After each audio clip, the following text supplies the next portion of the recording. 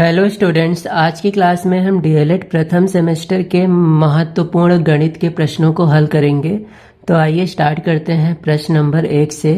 Question number 1 है, निम्न में से किस संख्या में 5 का स्थानीय मान सबसे अधिक है। हमें बताना है कि इन चारों संख्याओं में से किस में 5 का स्थानीय मान सबसे ज़्यादा होगा। तो दशमलव के बाद 5 आया है, तो इसमें हम ध्यान देंगे। पहली संख्या में 5 दशमलव के बाद दूसरे स्थान पर है, तो इसका स्थानीय मान भी दशमलव के 2 अंकों में लिखा जाएगा। पहले स्थान पे 0 लगा देंगे और दूसरे स्थान पर 5।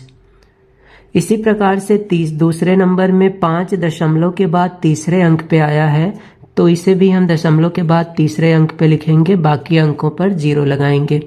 इसमें 5 दशमलव के पहले अंक पर है तो 0.5, और इसमें 5 दशमलव के बाद दूसरे स्थान पर है तो दूसरे अंक पे 5 और हर जगह 0।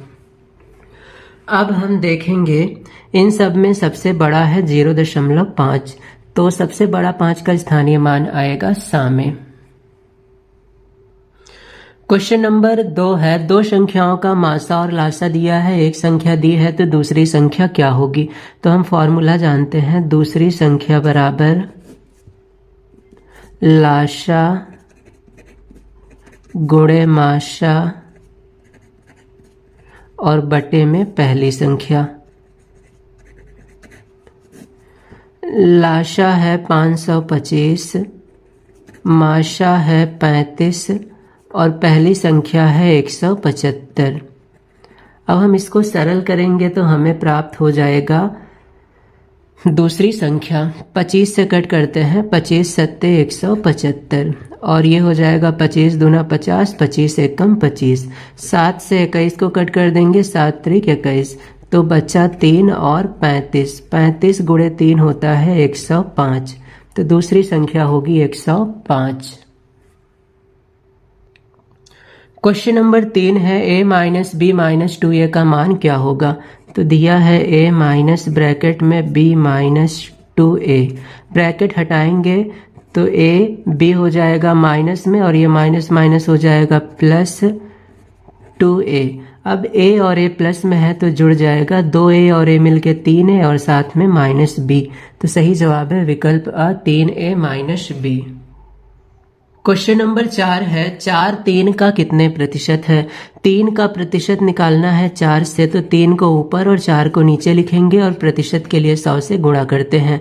4 से 100 कट जाएगा, 4 दूनी 8, 4 पंजे 20, 25 और 3 गुणे 25 करेंगे तो आंसर आएगा 75%। सही जवाब है विकल्प द। क्वेश्चन नंबर 5 है, आयत का प्रत्येक कोण होता है। आयत का प्रत्येक कोण कितना होता है। तो आयत कुछ इस प्रकार से बनता है, जिसमें 4 भुजाएं होती हैं, आमने सामने की भुजा बराबर होती है और सभी कोण 90 डिग्री के होते हैं। प्रत्येक कोण 90 डिग्री का होगा, इसलिए सही जवाब है विकल्प ब 90 डिग्री। 24 80 का कितना प्रतिशत होगा। तो 24 का 80 से प्रतिशत निकालना है, तो 24 को ऊपर और 80 को नीचे लिखेंगे, गुणा करेंगे 100 से।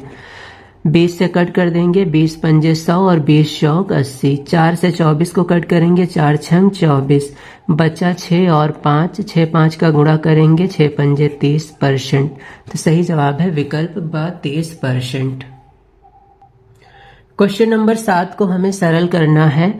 दिया गया है 8a minus 3b plus 3a plus 3b, bracket हटाएंगे तो हो जाएगा 8a minus 3b plus 3a plus 3b, minus 3b plus 3b cut जाएगा और 8 3 मिलके 11a, तो सही जवाब है विकल्प स।